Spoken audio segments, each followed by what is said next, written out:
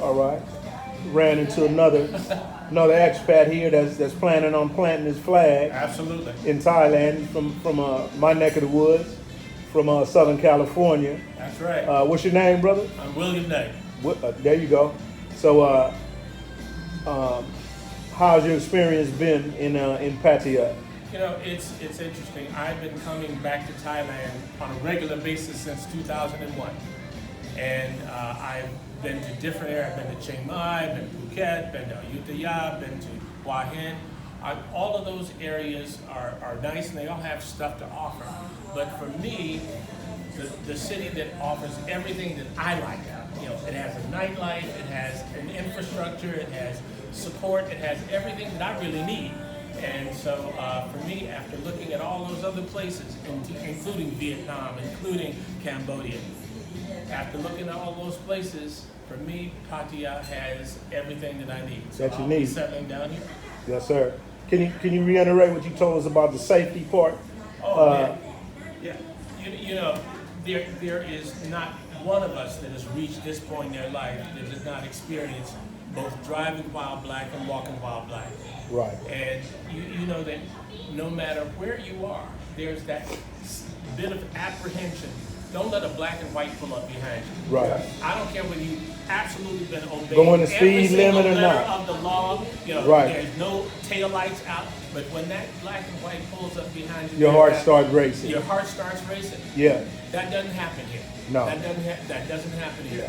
And I found myself walking in Bangkok, a big city, y'all. Like New York. Like New York.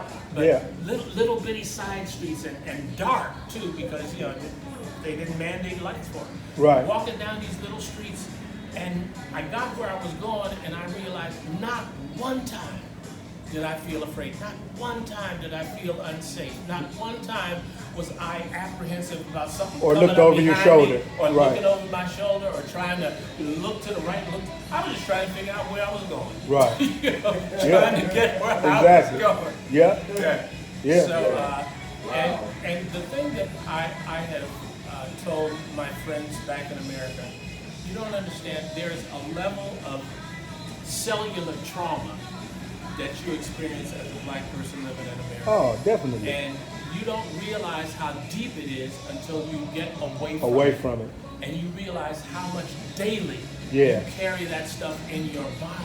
Right. You know, you're tensed up because you're always looking around, because who knows, at any moment. Anything can happen. Any moment, anything can happen. Exactly. You know, and so when I got here, it was it has taken, you know, months of, you know, just gradually releasing all of that tension, gradually releasing all of that anxiety and frustration.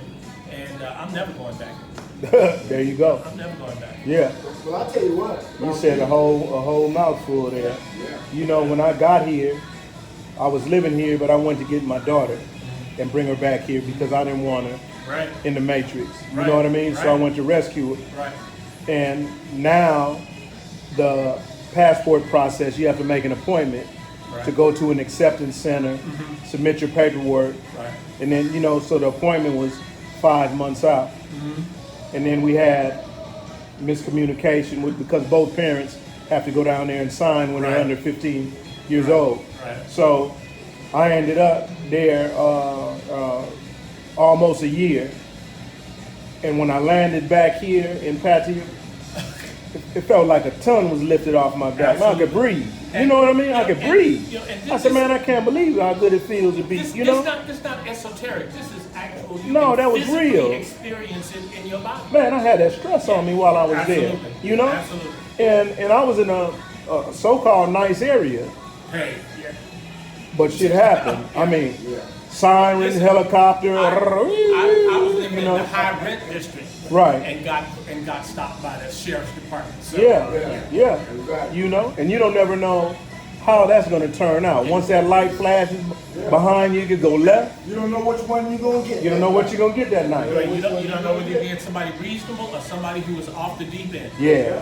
I try to tell that to people that haven't experienced the States, that it's it's just a level of tension all the time there. And it's daily. And that's going to take years off our life if we stay there, though. Absolutely. You know what I mean? Pressure bust a pipe.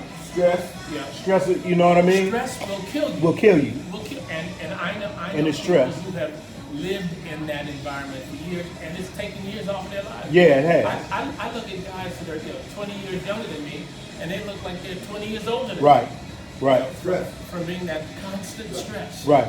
And you don't feel that here. Yeah. I can get up, get on the motorbike, go anywhere, any time of night. Yep. You might wake up and say, man, I feel like grabbing something to eat and go. You know, you can walk there. Listen, last night I had managed to eat a little bit more than I had planned on eating. Right. And I said, you know what, I bet not lay down on that full stomach. So, Go walk it off. So I said, let me go walk it off. So I'm walking along the beach, the breeze, but not Especially at one night. time did I have any kind of anxiety about Apprehension, anybody coming up on me nothing, or, man. or Yeah. something happening, or Right. looking over my shoulder, nothing. Right. It was just enjoy the night, enjoy the breeze, Yeah. enjoy the moonlight over the water. You know. Yeah. Hey, I have Never going back. I have forgot my cell phone on the bar before. Realized I touched my pocket and damn, where's my phone? Went back and the cell phone was still sitting where I left it. I'm not talking about a couple minutes. I have better than that. I had managed to leave mine sitting on the table, and I was walking down the street, and this lady came running down the street after me. Sir, you forgot. Yeah, yeah.